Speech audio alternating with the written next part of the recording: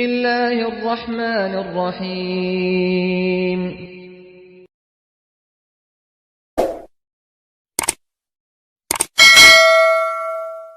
Orang wali besar namanya Utbatul Ghulam. Tidak ada perbuatan maksiat kecuali pernah dicicipin sama dia. Yaf'alu fawahish, perbuatan dosa-dosa besar sudah dilakukan sama dia. Dikenal sebagai orang yang fasik, orang yang banyak berbuat maksiat. Datang ke majelisnya Imam Hasan al-Basri, diberi hidayah sama Allah. Jadi kita kalau mendapati Allah itu menggiring kita ke tempat yang baik, disyukuri, karena ini kenikmatan. Kita nggak mungkin diberikan taufik sama Allah untuk hadir ke majelis ilmu kecuali sudah ada banyak kebaikan yang Allah siapkan untuk kita. Ya kita mau diampuni, ya kita mau dikasih ilmu, ya kita mau dikasih keberkahan dan lain sebagainya. Ini orang ahli maksiat. Utbatul Ghulam syaribul khamr, kerjaannya mabuk, kerjaannya berbuat maksiat. Tiba-tiba tergiring hatinya untuk hadir ke majelisnya Imam Hasan al-Basri. Sampai di sana dia mendengarkan Imam Hasan al-Basri menjelaskan ayat di mana Allah Subhanahu wa taala berfirman, "Alam ya'ni lil ladzina amanu an takhsha'a qulubuhum li dzikrillah?" Apakah belum tiba saatnya bagi mereka orang-orang yang beriman hatinya itu merasa takut ketika berzikir mengingat Allah taala?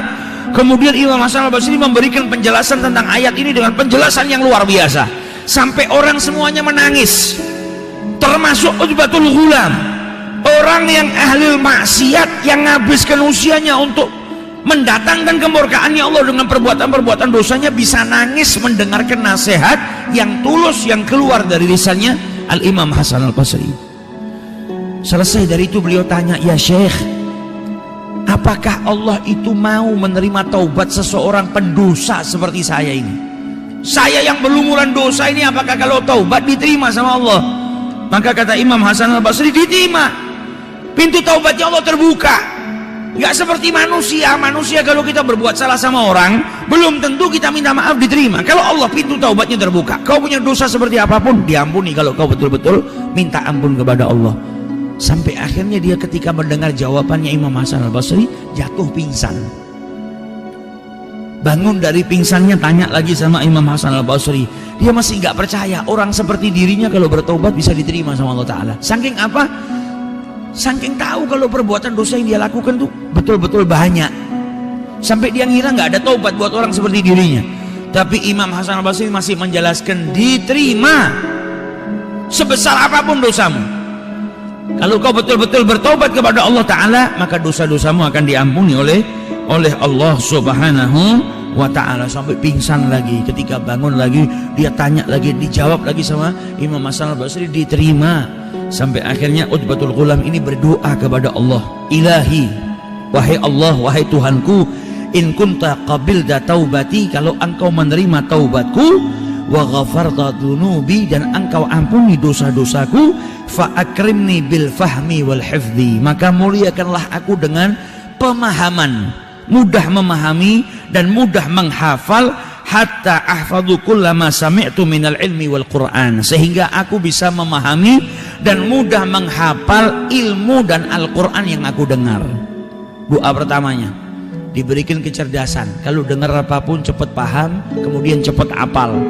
Doa yang kedua apa? "Ilahi, wahai Allah, wahai Tuhanku, akrimni bihusni saut, muliakan aku dengan suara yang merdu, hatta inna kullu man sami'a qiraati yazdadu riqqatan fi qalbihi wa in kana qasiyal qalb." Ya Rabb, muliakan aku supaya aku punya suara yang indah, sehingga setiap orang yang mendengar bacaanku bertambah kelembutan dalam hatinya, walaupun orang tersebut hatinya keras, hatinya kotor. Kemudian yang ketiga dia berdoa, "Ilahi akrimni birizqil halal." Ya Allah, muliakanlah aku, berikanlah aku rezeki yang halal, warzuqni min haitsu la ahtasib, dan berikanlah aku rezeki yang tidak terduga-duga. Dan doanya diijabahi sama Allah Ta'ala. Karena orang yang bertaubat itu berubah derajatnya dari orang yang dimurkai menjadi apa? Menjadi kekasihnya Allah Subhanahu wa ta'ala. Innallaha yuhibbut tawwabina wa yuhibbul mutatahhirin. Allah cinta, sayang kepada orang-orang yang banyak bertaubat, senantiasa bertaubat. Ketika orang bertaubat, dia naik ke derajat dicintai sama Allah. Kalau sudah dicintai, doanya diijabahi sama Allah Ta'ala. Maka Utbatul Ghulam, ketiga doanya diijabahi oleh Allah Subhanahu wa Ta'ala. Fastajaballahu jami'u du'ahu hatta zada fahmahu wa hifdhuhu. Sampai akhirnya dia ditambahkan oleh Allah pemahamannya, daya hafalnya kuat, sehingga diriwayatkan wa kana idza qara'al Qur'an taba kullaman sami'a qira'atih. Kalau baca Al-Qur'an, orang yang dengarkan bacaannya bertaubat kepada Allah Subhanahu wa Ta'ala. Saking merdunya suaranya sampai menusuk ke kalbu.